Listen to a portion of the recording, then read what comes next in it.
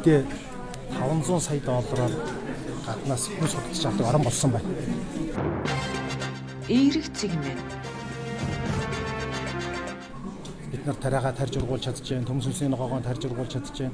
Гэтэл импортын хямд үнээр манай тариаланчдын тарж ургуулдаг бүтээгдэхүүнүүдийг үнгүүдүүлчихтэй зэрэг бид нар зах зээл бүтээгдэхүүнээ борлуулж чадахгүй.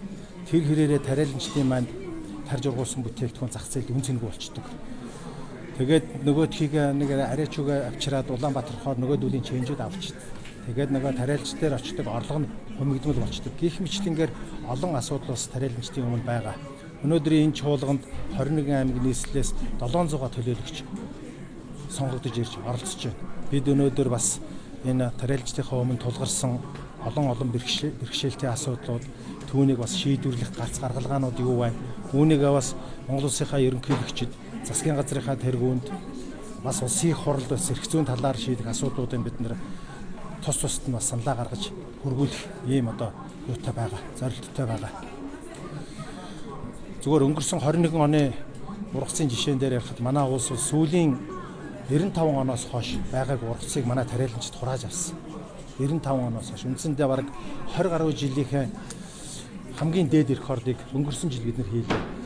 Гэтэл бидний тэр тарж ургуулсан бүтээгдэхүүн маань дотоодынхаа зах зээл бүрэн борлогч чадаагүйгээс өнөөдөр өтрөмдөрөө удаан маань бас учаастай байгаа. Тариаланчид маань борлуулсан бүтээгдэхүүнийхээ мөнгө төгрөгийг авч чадахгүй байна. Тийм болохоор энэ хавар удаа тариагаа яаж тарих уу гэдэг асуудал бас тариаланчдын маань өмнө маш хурцаар тавигдж байгаа. Санхүүгийн эргэлтийн хөрөнгийн чадвар нь илт доройтчлоо.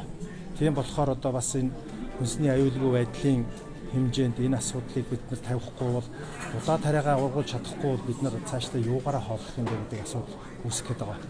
Энийний хамгийн гол асуудал бол тэр санхүүгийн дарамт. Олон тариалангийн компаниуд бас дампуурд ирмэгт ирчээд байна. Өнгөрсөн жил гэхэд одоо улсын хэмжээнд 40-50 мянган тонн тэжээлийг манай тариаланчид тарж ургуулсан. Өнөөдөр улсынхаа зүүн хязгаараас баруун хязгаар хүртэлх тариалангийн талбайн дагуу хураалгаатай нуруулдастай олон мянган тонн будаа өвс хураалгаатай байгаа. Улсын нөөц жил болгон улсын аюулгүй нөөцөд бас өвс тэжээд бэлтгэдэг. Энийг маань тариалантаас худалдаж авахгүй байна. Гэх мэтлэнгийн олон асуудлууд маань бас тариаланчдын өмнө бас тулаад байна. Урлагийн бас нэгдсэн сүүлийн 2 жилийн хугацаанд энэ дээр иргэд маш хөвгөлтэй байна. Манай тариаланчдын холбоо бол тариаланчдынхаа үйлдвэрлэсэн бүтээгдэхүүнийг маш тод мэдээлдэг. Энэ жил хэдийн хэмжээний ургац авлаа. Дотоодын хэрэгцээнд шаардлагатай гурил будаагаа хангах боломж байна. Эсвэл чадахгүй байна гэдгээ бол одоо бид нар маш сайн тоосч чаддаг. Тийм учраас бид нар энэ ковидын үед хүнсний аюулгүй нөөц хүрдүүлэх засгийн газрын чиг бодлогыг бол бид нар дэмжиж ирсэн. Гэхдээ 60 мянган тонноос илүү буудаа битгий оруулж ирээрээ гэдэг саналаа бол бид нар бол тухайн үед засгийн газарт уламжилж ирсэн юм аа. Гэтэл одоо засгийн газраас 230 мянган тонн будааг импортлж оруулж ирсэн. Энэ нь маань дотоодын гурилын одоо хэрэгцээнд шаардлагах хүнсний буудаан 70% гэсэн. Тэгэхээр бид нар цаана 30% орон зайд манай тариаланчдын тарж ургуулсан 400 гаруй мянган тонн будаа бол өчүүхэн борлогдоод бусдууд нь бол үндсэндээ борлуулагдах зах зээлийн багтаамжиг болчихж байгаа гэсэн үг.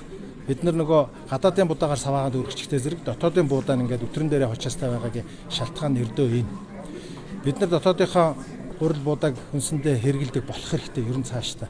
Би бол зүгээр өнөөдөр биржийн арилжаанд байгаа хүнсний буудааны үнийг авч үзэхэд өнөөдөр 1 тонн хүнсний буудаа 1400 орчим төгрөгтэй тэнцэж байна.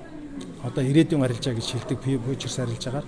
Гэтэл манай тариаланчдын тарж ургуулсан будаа өнөөдөр 5-600 мянган төгрөгийн 1 тонн ийм одоо үнийн хэлбэлзэлт болж байна. Энэ маань тариаланчдын нэг га зарцуулсан зардлаас маань доогоор орчиж байгаа. Тэгэхээр бүгд алдагдaltaд орж байгаа. Иймэрхүү асуудлуудаас болж манай тариаланчид өнөөдөр бас энэ шинэ оныхаа тариалтын хаврын тариалтын өмнө цуглаж үзэл бодлоо илэрхийлээ, арга замаа ярилцъя. Ямар гарц гаргалгаа байна. Засгийн газар их хуралтайгаа яаж хамтарч ажиллавал бас одоо болохоор байна гэдэг шийдлүүдээ санал болгоё гэж бид нар цуглаад байгаа. Цаашдаа газар тариалангийн бүтээгдэхүүний үн тогтвортой байж чадах уу? Газар тариалангийн үн тогтвортой байлгахын төлөө байна. Яагаад тэгэхээр бид нар бол манай улс бол саяас доош хүн мянган талбайд тариалан эрхлэх боломж бий. Бид нар тариалангийнхаа үйлдвэрлэлийг аль болох төрийн бодлогоор дэмжиж тариалуулж ургацаа сайн авч чадна, өртөг үн хямдрах болцоотой. Тогтвортой хангамж хамгийн гол нь чухал гэж бид нар үзэж байгаа. Эерэг цэгмэн